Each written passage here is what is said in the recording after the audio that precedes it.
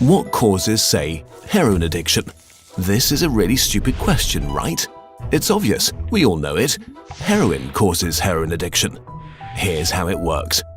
If you use heroin for 20 days, by day 21, your body would physically crave the drug ferociously because there are chemical hooks in the drug.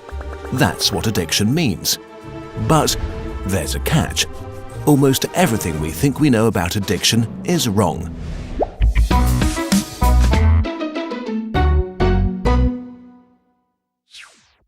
If you, for example, break your hip, you'll be taken to a hospital and you'll be given loads of diamorphine for weeks or even months.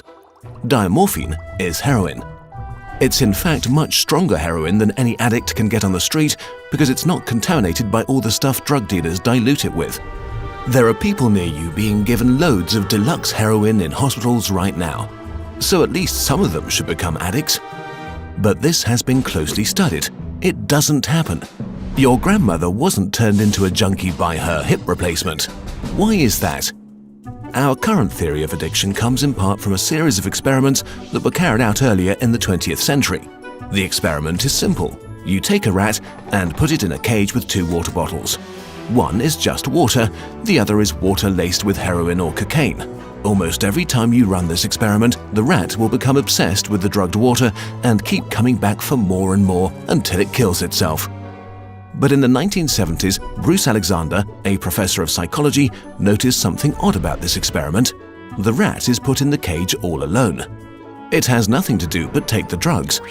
What would happen, he wondered, if we tried this differently? So he built Rat Park, which is basically heaven for rats. It's a lush cage where the rats would have colored balls, tunnels to scamper down, plenty of friends to play with, and they could have loads of sex. Everything a rat about town could want.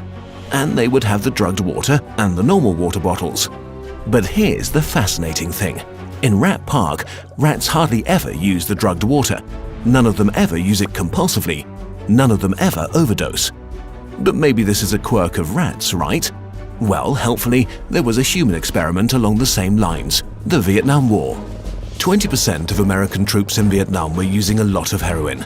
People back home were really panicked because they thought there would be hundreds of thousands of junkies on the streets of the United States when the war was over. But a study followed the soldiers home and found something striking. They didn't go to rehab. They didn't even go into withdrawal.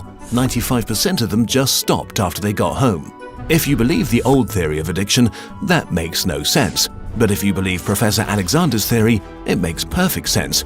Because if you're put into a horrific jungle in a foreign country where you don't want to be, and you could be forced to kill or die at any moment, doing heroin is a great way to spend your time.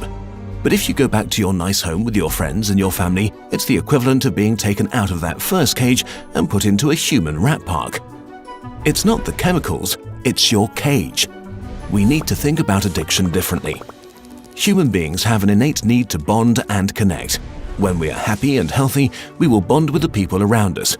But when we can't, because we're traumatized, isolated or beaten down by life, we will bond with something that gives us some sense of relief. It might be endlessly checking a smartphone, it might be pornography, video games, Reddit, gambling, or it might be cocaine. But we will bond with something because that is our human nature. The path out of unhealthy bonds is to form healthy bonds, to be connected to people you want to be present with. Addiction is just one symptom of the crisis of disconnection that's happening all around us. We all feel it. Since the 1950s, the average number of close friends an American has been steadily declining. At the same time, the amount of floor space in their homes has been steadily increasing. To choose floor space over friends, to choose stuff over connection. The war on drugs we've been fighting for almost a century now has made everything worse. Instead of helping people heal and getting their life together, we have cast them out from society. We have made it harder for them to get jobs and become stable. We take benefits and support away from them if we catch them with drugs. We throw them in prison cells, which are literally cages. We put people who are not well in a situation that makes them feel worse and hate them for not recovering.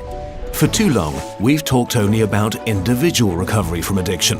But we need now to talk about social recovery because something has gone wrong with us as a group. We have to build a society that looks a lot more like Rat Park and a lot less like those isolated cages. We are going to have to change the unnatural way we live and rediscover each other. The opposite of addiction is not sobriety. The opposite of addiction is connection. This video is a collaboration with Johann Hari, the author of the book Chasing the Scream: The First and Last Days of the War on Drugs. He was very kind to work with us on this video to spread the word. We recommend that you give the book a try. Our videos are made thanks to your support on patreon.com. If you want to help us make more of them, we really appreciate your support. We made an interactive version of this video together with some friends. See the link in the description.